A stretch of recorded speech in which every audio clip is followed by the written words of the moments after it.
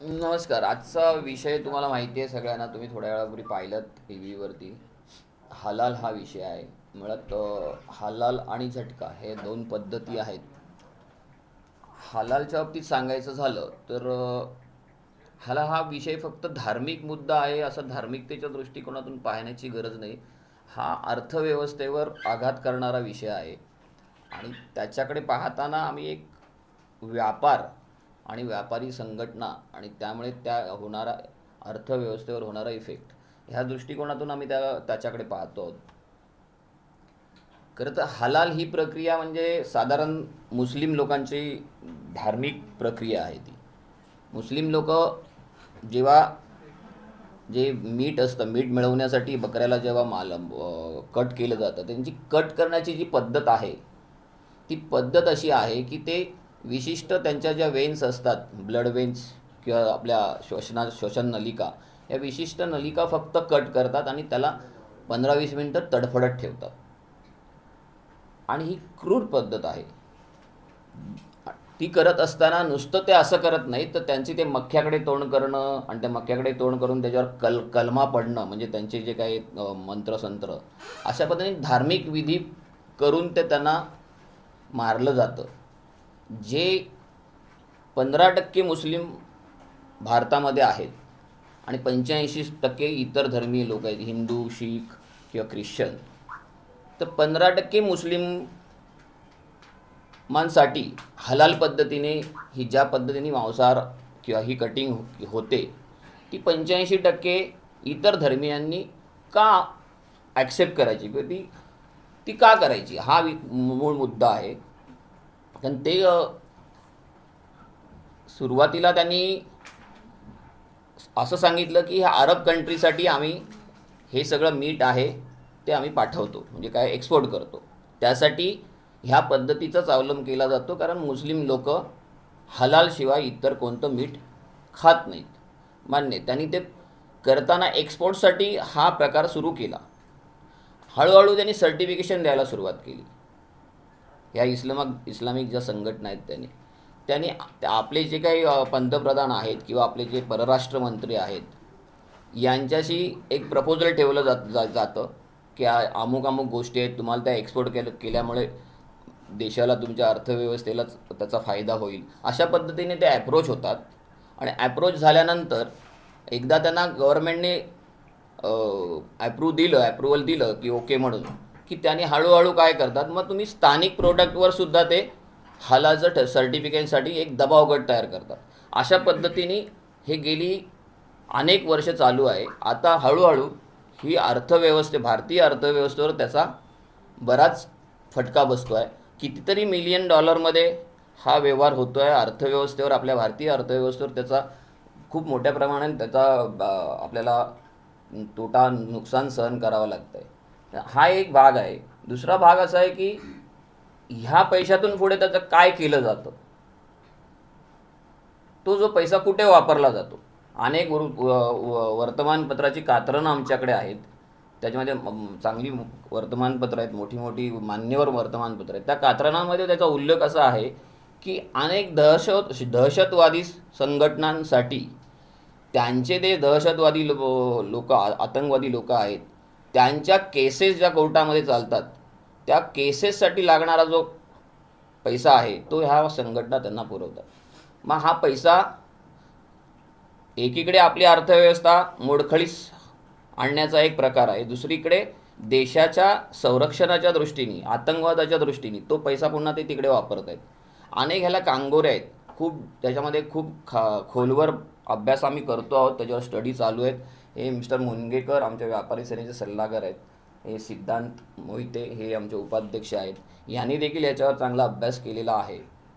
तर साधारण प्रास्ताविक तुम्हाला मी हे सगळं पत्रक दिलेलं आहे. या पत्रकामध्ये ॲनेक्शरसुद्धा बरेचसे जोडलेले आहेत. त्यामुळे तुम्ही ह्यात खोलवर आम्ही जो काही स्टडी केला आहे तो स्टडीचं मटेरियल जे आहे ते तुम्हाला दिलेलं आहे. त्याप्रमाणे तुम्हाला जर काही प्रश्न विचारतील जरूर विचारा. नेमकी मनसेची काय भूमिका आहे, म्हणजे या सगळ्या पद्धतीवरती मनसे काय नवीन चळवळ उभी करते का, याच्या विरोधात नेमकं काय? कसं आहे, एक लक्षात घ्या की हा विषय पब्लिक अवेअरनेसचा विषय आहे. मुळात हलाल म्हणजे काय हे लोकांनाच माहीत नाही आहे. हलाल आणि झटका हे दोन प्रकार जे आहेत हे लोकांना माहितीच नाही नेमकं काय आहे. तर हलाल म्हणजे नेमकं काय आहे तुमच्या माध्यमातून लोकांपर्यंत आम्हाला पोचवायचं आहे. त्यासाठी एक अवेअरनेस ड्राईव्ह हा जो आहे तो आम्ही येत्या काळात घेणार आहोत. आणि ही जी काही दुकानं आहेत म्हणजे उदाहरणार्थ त्या दिवशी मी म्हटलं तर KFC आहे, मॅकडोनाल्ड आहे, हे बहुराष्ट्रीय कंपन्या आहेत. यांनी तर सुरुवातीला जेव्हा तुमच्याकडे हा झटका मीठ मिळतं का असेल तर द्या आम्हाला, तर त्यांनी आमच्याकडे नाही म्हणून सांगितलं. तेव्हा त्यांच्यावर जेव्हा काही ॲलिगेशन झाली तेव्हा त्यांनी सांगितलं की खाद्यपदार्थामध्ये तुम्ही धर्म का आणता वगैरे वगैरे वगैरे. आणि नंतर त्यांनी हलालचं सर्टिफिकेशन प्रमाणपत्र मात्र लगेच घेतलं. मग तिथे तुम्ही धर्म का आणता? जर हलालचं मीठ इतर धर्मीय खाणार नाहीत, मान्य आहे, चला ठीक आहे. मग झटका मीठ आम्ही तुम्हाला दिलं तर तुम्ही का नाही खात? त्याच्यावर तुम्हाला ते हराम आहे. कारण हलालचा विरुद्ध शब्द हराम, ते तुमच्यासाठी हराम आहे. मग हा जो प्रकार आहे ना, तुम्ही तुमच्या तत्वाशी किंवा तुमची जी काही धार्मिक हे आहे त्याच्याशी जर घट्ट पकडून आहात, तर आम्ही आमच्या याला घट्ट पकडून का राहायचं नाही? आणि हा जो अवेअरनेस आहे हा लोकांना माहीत नाही. लोकांना संभ्रमात ठेवलेला आहे की हलाल म्हणजे एक हायजेनिक प्रोडक्ट आहे, हायजेनिक मार्किंग आहे, तो सिम्बॉल असेल तर ते प्रोडक्ट हायजेनिक असतं.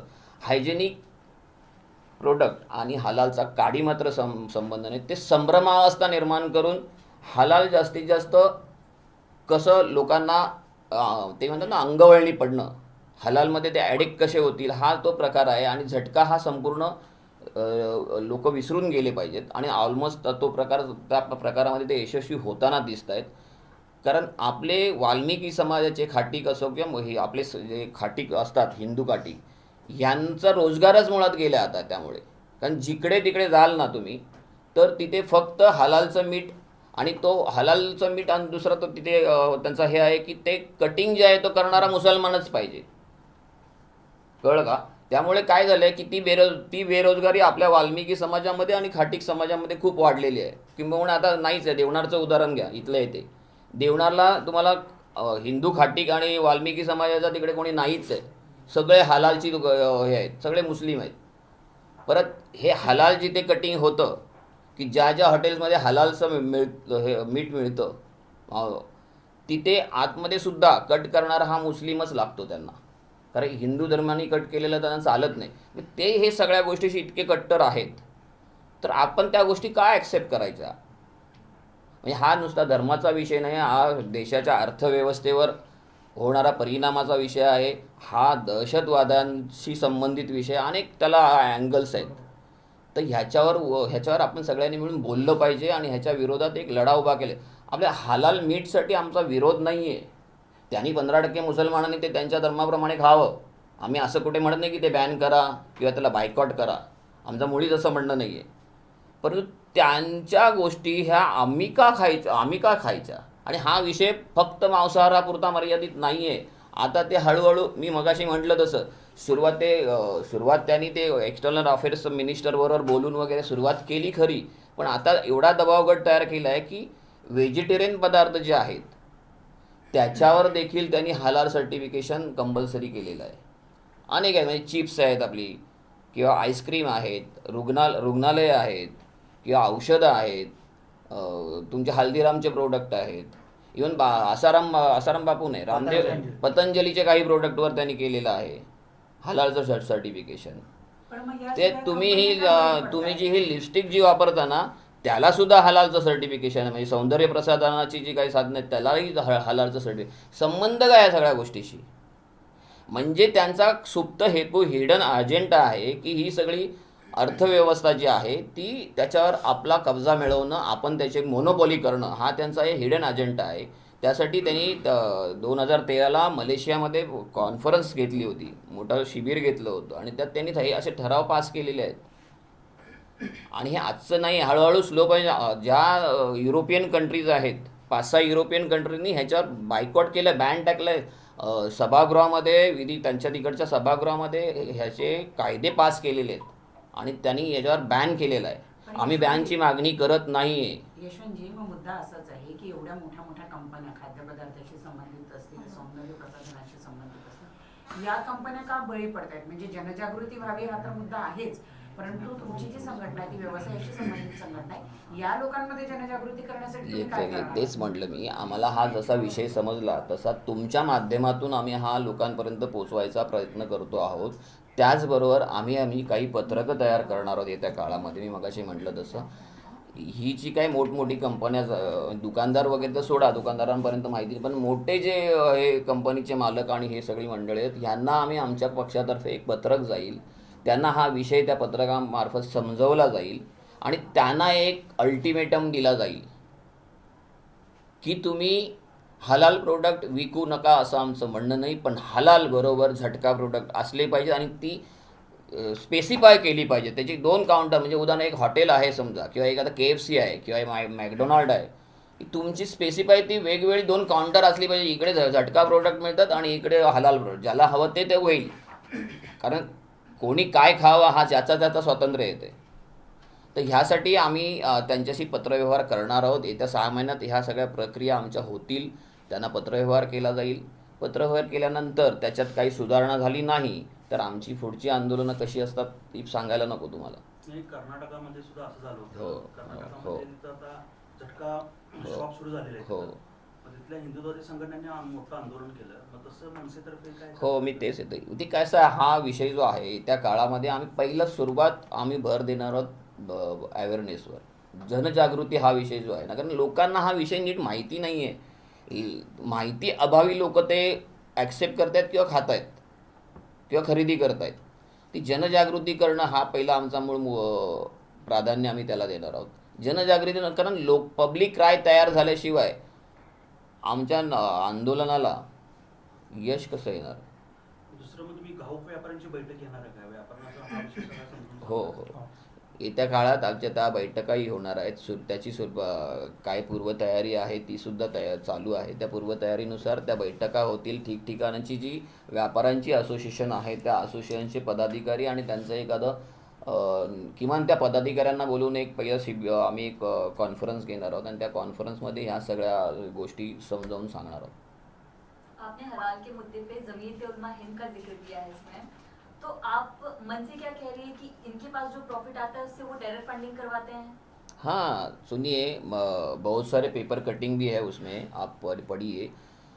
बहुत सारे केसेस जो है, अभी मध्ये कोणत्या केसेस झाले होते ना, 26/11 से लेके काफ़ी सारे बॉम्ब ब्लास्ट के केसेस है, सिमी कॉन्स्पिरेसी केस है, जामा मस्जिद ब्लास्ट केस है, ISIS के राजस्थान के कुछ केसेस है, लश्कर कनेक्शन केसेस है, अब्दुल रहमान की जो केस थी, जवेरी बाजार सीरियल ब्लास्ट की केस है. इन सारे केसेस को जो लीगल एड प्रोवाइड किया गया है वो जमीयत उलेमाए हिंद के तरफ से प्रोवाइड किया गया है. इसके जो भी प्रूफ्स हैं वो रेप्यूटेड ऑर्गेनाइजेशंस ने, मीडिया ऑर्गेनाइजेशंस ने अपने चैनल्स और न्यूज़पेपर्स के थ्रू ऑलरेडी दिए हैं, जिसके सबूत हम आपको देंगे. और जमीयत उलेमाए हिंद ये जो हलाल सर्टिफिकेशन दे रही है, मुझे ऐसे लगता है कि भारत जैसे देश में जहाँ पे ऑलरेडी फसाए जैसे लाइसेंसेस फूड के लिए हैं, वहाँ पर ऐसे हलाल सर्टिफिकेट्स की क्या आवश्यकता है? सो आई थिंक कहीं ना कहीं ज़बरदस्ती लाइसेंसिंग करवा के उसकी फीस लेकर कहीं ना कहीं टेररिस्ट को लीगल एड प्रोवाइड किया जा रहा है. एक सवाल ये है कि जब अपने पास FDA है, FDA फसाई है, FSI है, तो फसाई है, तो इससे इस तरीके के जो गवर्नमेंट सर्टिफिकेशन के अलावा प्राइवेट ऑर्गेनाइजेशन किसी चीज का फूड सर्टिफिकेशन कैसे दे सकती है? क्या उसके पास लीगल अथॉरिटी है देने की? नहीं, इसमें प्रॉब्लम क्या हो रहा है कि ये सब जो भी ऑर्गेनाइजेशंस है, कंपनीज है, व्हाट दे आर क्लेमिंग कि हम लोग जो प्रोडक्ट्स एक्सपोर्ट करते हैं मिडिल ईस्ट में और जो इस्लामिक कंट्रीज़ में एक्सपोर्ट करते हैं, वहाँ पे उनको ये हलाल सर्टिफिकेट होना बहुत ज़रूरी है. तो हमारा कहना है कि अगर हलाल सर्टिफिकेट देने से इंडियन इकोनॉमी पे अच्छा असर पड़ रहा है, अगर इकोनॉमी डेवलप हो रही है, तो हमें कोई प्रॉब्लम नहीं है उसमें. बट वही हलाल सर्टिफिकेट अभी ये कंपनियां सारी डोमेस्टिक प्रोडक्ट पे भी लगाने चालू कर दी है. तो आज अगर डोमेस्टिक प्रोडक्ट पे हलाल सर्टिफिकेट आ रहा है तो ये मतलब धर्म के आधार पे हो गया. तो आज अगर समझो चिप्स लेने हिंदू जा रहा है तो उसको ये हलाल ज़बरदस्ती खरीदना पड़ रहा है. अच्छा, हलाल का प्रॉब्लम क्या हो रहा है कि ये लोग सब हलाल सर्टिफिकेट देने के लिए जो चार्ज करते हैं, आइदर दे आर चार्जिंग पर SKU। हमने जो आपको एक फाइल दी है उसमें सारी डिटेल्स दी हुई है, तो हर एक SKU के लिए वो लोग 20,000 से लेके 60,000 तक का चार्ज करते हैं सर्टिफिकेट का, और एक सर्टिफिकेट का उनकी वैलिडिटी होती है 1 साल की या 2 साल की, तो वो होने के बाद में अपने को रिन्यू करना पड़ता है। तो every year they are claiming this much money. अभी ये जो पैसा है वो सारा प्रोडक्ट पे हुआ आएगा। आज अगर हम लोग एक MRP दे रहे हैं तो कहीं ना कहीं जब भी हम आप सब खरीद रहे हैं तो ये पैसा हम लोग ही दे रहे हैं, बिकॉज वो लोग अगर पैसा दे रहे तो वो MRP पे तो आएगा ही उसका असर। तो हमारा कहना है कि अगर आप हलाल सर्टिफिकेट देते हो तो मुस्लिमों के लिए अलग काउंटर बनाओ, हिंदुओं के लिए अलग काउंटर बनाओ। आज अगर मुस्लिम वो हलाल खाना चाहते हैं तो उनको खाने दो, हम कहाँ ना बोले। लेकिन निरंतर सर, लेकिन आपसे लगातार सवाल जानना मुस्लिम चाहिए कि आपने आज हलाल का मुद्दा उठाया है, विस्तार से बताइए एमएलएस की क्या भूमिका रहेगी, ताकि थोड़ा डिटेल मालूम पड़े। सुनिए कैसे है, मैं ये शुरू में जो बात किया कि जो ये हलाल और झटका ये दो अलग अलग संस्कृति है। एक मुस्लिम इस्लामिक संस्कृति है, एक हिंदू संस्कृति है झटका। तो हलाल में हलाल का जो उनका प्रोसीजर है एनिमल को कट करने का, जो गोट को कट करते हैं, वो उनकी सर्टन नसें जो है, जो अपन जो शोषण करते हैं, ब्लड वेन्स है, वो पहले कट करते हैं और उसको छोड़ देते हैं और 15-20 मिनट वो तड़फा तड़फा के उसको मारते हैं। ये जो उनकी पद्धत है, जो वो क्रूरता है। और ये झटका ऐसा नहीं, एक झटके में वो एनिमल को काट दिया जाता है जो कि उसको तकलीफ ना हो। तो और वो खाली इस तरीके से उसको काटते नहीं, उसको एक रिलीजियस टच भी देते हैं। जैसे कि वो एनिमल को काटते समय वो मक्का की ओर उनका मुंह करते हैं, उसके ऊपर कलमा पढ़ते हैं, उनके जो मंत्र है वो पढ़ते हैं और वो काटते हैं, तो वो पवित्र हो जाता है, मीन्स हलाल हो जाता है। हलाल के विरुद्धार्थी शब्द है हराम। तो वो झटका पद्धत है वो उनको हराम लगती है। ठीक है, वो रिलीजियस है, सालों से चालू है, ठीक है, लेकिन हिंदुस्तान में 15% मुसलमान हैं, बाकी के सारे अन्य धर्मीय हैं, जिसमें हिंदू है, सिख है और क्रिश्चियन लोग भी है, जो झटका मीट ही खाते हैं।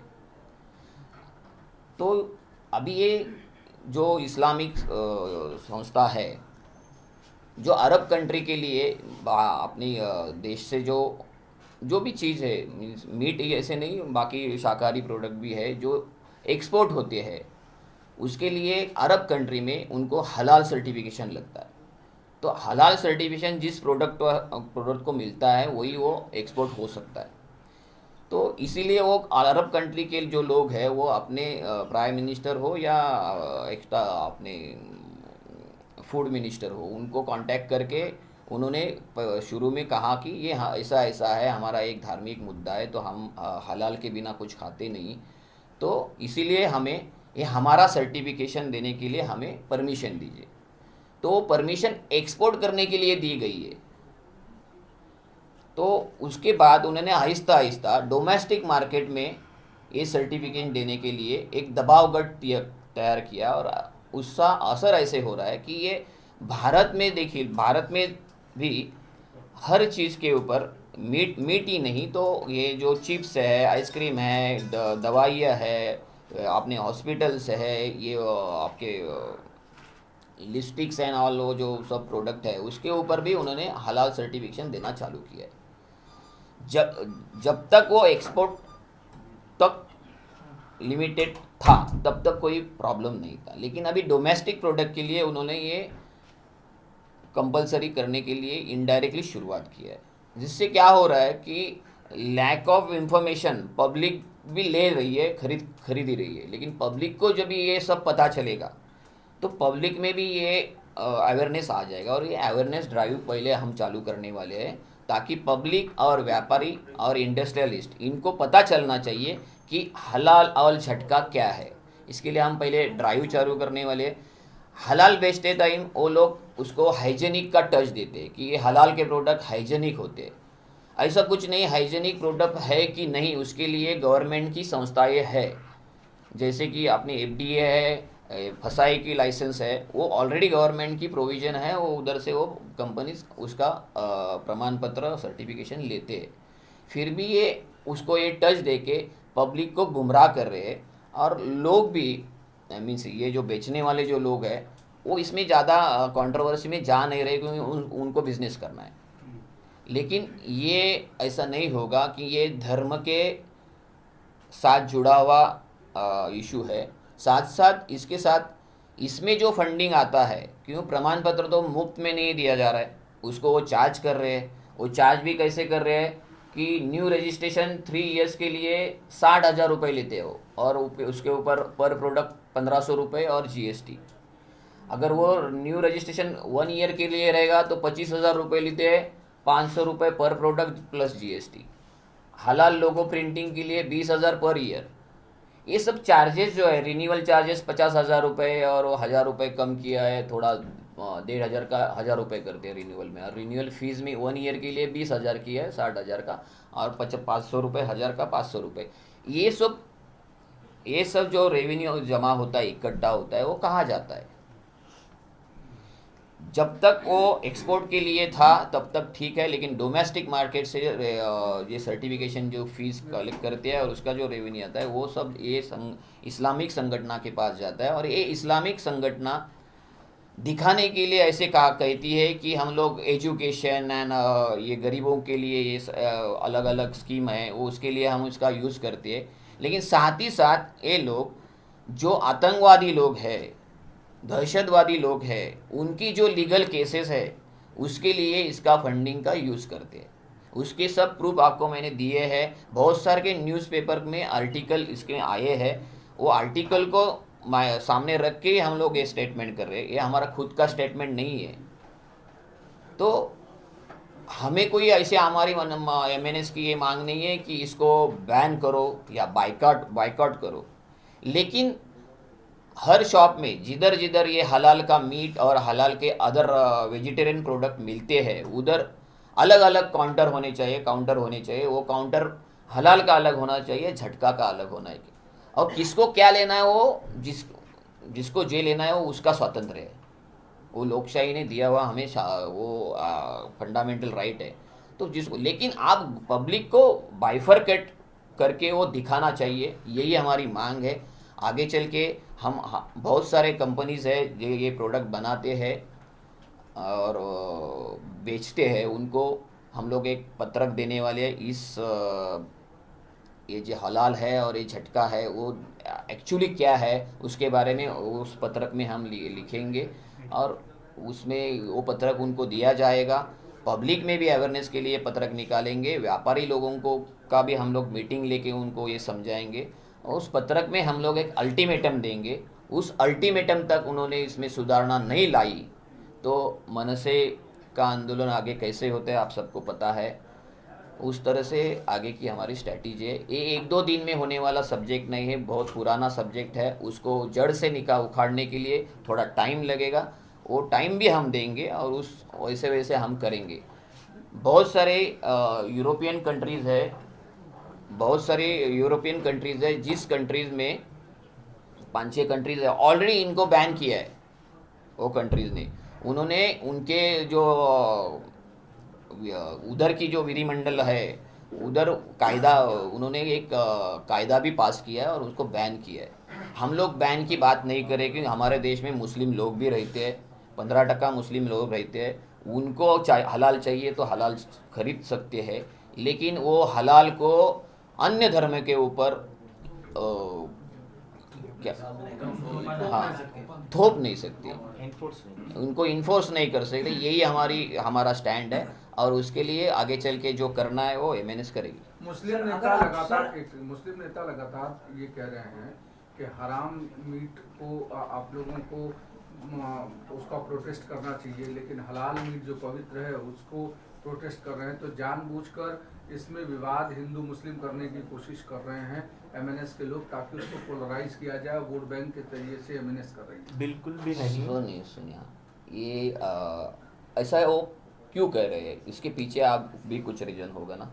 ऐसा कुछ नहीं है, लेकिन आप इधर बैठे हैं, जितने भी लोग बैठे हैं, जो हम लोगों ने आपको समझाया, आपको ऐसा लगता है क्या कि आप समझने के बाद भी आप ऐसे प्रोडक्ट खरीदेंगे?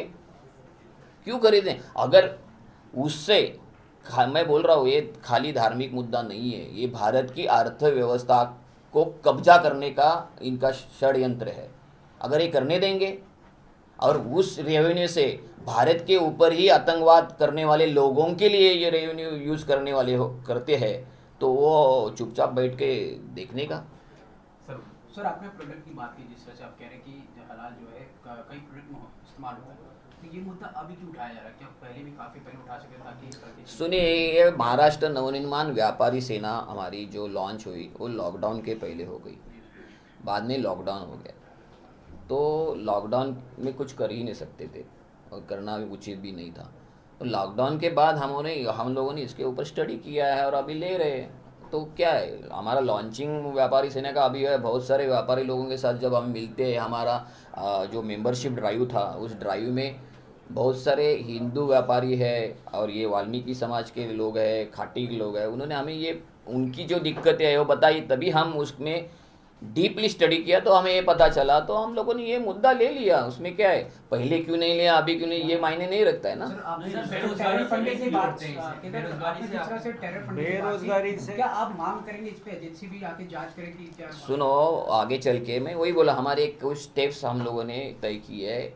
एक बार ये होने के बाद कंपनीज को लेटर वगैरह, ये जो हमारी जो सब स्टेप्स है, उसके बाद हम प्राइम मिनिस्टर ऑफिस को भी लेटर देने वाले हैं कि भाई ये पैसा ये लोग इकट्ठा कर रहे हैं, तो कर रहे तो उसका ऑडिट तो होना चाहिए, और कहाँ कहाँ से आता है, कहाँ जाता है, उसकी जांच होने से, इंक्वायरी लगाओ, ये सब हम लोग करने वाले हैं। और रहा आपका मुद्दा बेरोजगारी से, हर मार्केट में जिधर जिधर ये कटिंग होता है, अगर हलाल का मीट ही कट होता है तो उधर मुस्लिम ही लगता है, तो मुस्लिम कसाई उधर काट सकते हैं। तो झटका मीट काटने वाले जो वाल्मीकि समाज के लोग हैं, खाटिक समाज के लोग हैं, वो तो बेरोजगार हो गए ऑलरेडी, तो उनको रोजगार मिलना चाहिए। इसके लिए झटका काउंटर चालू होने चाहिए, तो उनको रोजगार मिलेगा। और इसीलिए हम लोग महाराष्ट्र नवनिर्माण व्यापारी सेना उसमें इनिशिएटिव ले रही है। आगे चल के हम लोग झटका काउंटर की चेन खड़ी करने वाले हैं, जहाँ से लोगों को हम बोलेंगे कि हलाल मत लो, झटका लो, लेकिन झटका भी अवेलेबल मार्केट में होना चाहिए।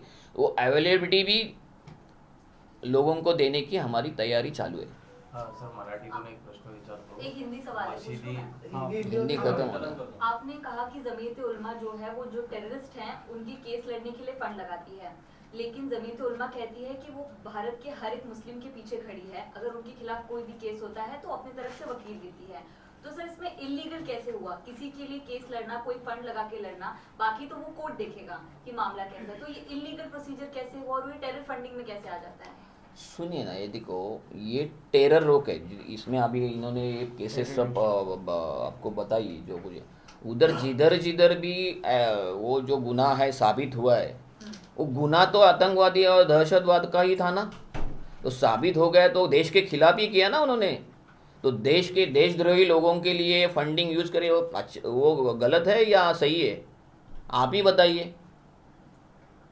मेरे पास भी बहुत सारे पैसा है, समझो मेरे पास बहुत सारा पैसा है, मेरी एक चैरिटेबल ट्रस्ट है, वो चैरिटेबल ट्रस्ट का पैसा मुझे यूज़ करना है, तो यूज़ करने के लिए मैं चैरिटी कमिश्नर के पास मेरा रजिस्ट्रेशन रहता है, तभी मैं मेरी एक घटना तैयार करके देता हूँ, ये कौन सी चीज़ के लिए हम लोग इस पैसे का यूज़ करने वाले हैं। वो चैरिटी कमिश्नर के पास जब भी हम रजिस्ट्रेशन करते हैं तभी वो एग्रीमेंट बना के देते हैं। वो एग्रीमेंट में उनका भी चैरिटी कमिश्नर में ही रजिस्ट्रेशन है, तो उन्होंने ऐसा लिखा है कि ऐसे टेरर लोगों के केसेस के लिए हम लोग यूज़ करेंगे? दिखाइए मुझे। ऐसा नहीं होता है ना, यो यूज़ किसी लिए कौन से उद्देश्य के लिए किया जाता है ये भी मायने रखता है। उद्देश्य तो नेक होना चाहिए ना। दहशतवादीसाठी जो हा. वापरतात पैसे. पक्षाच्या नजरेतून तुम्ही बघितलं तर हे देशविरोधी कार्यच आहे. नाही, आता युरोपमधलं तुम्ही जे उदाहरण दिलं की भारतामध्ये मुस्लिम संख्या आहेच. आहेच ना, पण हो. तिथल्या सरकारने काय विचार केला नाही, ते बॅनच केलं. हो, बॅन केलं त्यांनी. तसं भारतामध्ये होण्यासाठी मी नाही. भारतात कसं आहे माहिती आहे, भारत हा सर्व विविध धर्माचा, विविध संस्कृतींनी नटलेला जडलेला, ही भारताची हिंदू धर्म म्हणण्यापेक्षा हिंदू संस्कृती आहे. तर आणि ती आपण वर्षानुवर्षे ॲक्सेप्ट केलेली आहे. आपण सगळे एकमेकांशी गुण्यागोविंदाने सगळ्यांना एका बंधुभावाने वागतो. तर म्हणून आपण काय उगाचच बॅन करा हा आमचं म्हणूनच म्हटलं आम्हाला बॅन करा असं म्हणणार नाही, कारण इतके वर्ष आम्ही बंधुभावाने वागतोय, आम्ही त्यांना आमचे बांधव मानतो. पण तुमची जी धार्मिक संस्कृती आहे ती तू आमच्यावर लादू नका ना. आम्ही तुमच्यावर लादतो का? आम्ही तुम्हाला म्हणतो का भारतात राहायचं झटकाच खावं लागेल? नाही ना. मग तुम्ही असं ते स्लो पॉयझननी सगळं चाललेलं आहे. आणि हे स्लो पॉयझन जे आहे ते देशासाठी चांगलं नाही आहे. हे पुढे जाऊन देशासाठी खूप आता नजरेसमोर आणलं तर तुमच्या लक्षात येईल, देशासाठी खूप विघातक आहे. हे इंडियन मनसेची राज्य मागची सरकारांनी दोन्ही आंदोलनं पाहिली, एक मशिदीच्या विरोधातलं आंदोलन असो किंवा आत्ताचं जे आपण मुद्दा उपस्थित केलेला आहे, हा एका विशिष्ट धर्मासाठीचाच विरोध आहे का, हे थोडं स्पष्ट केलं तर बरोबर. नाही, एक लक्षात घ्या, माननीय राज ठाकरे साहेबांनी भोंग्याच्या आंदोलनाच्या वेळेला आपली भूमिका स्पष्ट क्लिअर केली होती. आम्हाला आमचा कुठल्याही धर्माला किंवा त्यांच्या धर्माच्या प्रार्थनेला किंवा त्यांच्या अन्य संस्कृती ज्या आहेत त्याला विरोध नाही आहे. तो त्यांनी त्यांच्या घरी आणि त्यांच्या धर्मस्थळामध्ये बसून नक्की कराव्यात, काही त्याच्याबद्दल प्रश्नच नाही. त्याला आपण रिस्पेक्ट करतो, सन्मान देतो. परंतु त्याच्यामुळे अन्य लोकांना त्याचा त्रास होऊ नये याची दक्षता ज्याची त्यांनी घ्यावी, हीच तर पक्षाची आमच्या भूमिका आहे. आणि ह्या हलाल आणि झटक्याच्या बाबतीत पण आमची तीच भूमिका आहे. नाही तर आम्ही म्हटलं असं ना बॅन करा म्हणून. राज्य सरकार केंद्र सरकारला पत्र पाठवून या संदर्भात तुम्ही काय सांगता? हो, त्या संदर्भात सुद्धा आमची आहे. माननीय राज ठाकरे साहेबांशी हा विषय ऑलरेडी आम्ही बोललेलो आहोत. त्यांनीही सांगितलं आहे की त्याची एक अवेअरनेस ड्राईव्ह आणि मुवमेंट चालू करा तुम्ही, त्याच्यानंतर आपण हे सगळ्या प्रक्रिया आहेत त्या करू. मग त्यासाठी राज ठाकरे साहेब इनिशिएटिव्ह घेतील, मुख्यमंत्र्यांना भेटतील, पंतप्रधानांना भेटतील, पण ते लोकांकडून येऊ दे. पहिलं लोकांना जर हा नको असेल तर आपण डोकं फोडून काय होणार आहे. म्हणून लोकांमध्ये पहिला अवेअरनेस आणणं गरजेचं आहे, जनजागृती करणं गरजेचं. जनजागृती केल्यानंतर लोकांकडून येऊ दे ना, लोकांच्या काय प्रतिक्रिया येतात त्याप्रमाणे मग ह्या सगळ्या प्रक्रिया पुढे भविष्यात करता येतील. धन्यवाद. छत्रपतींचा विचार म्हणजे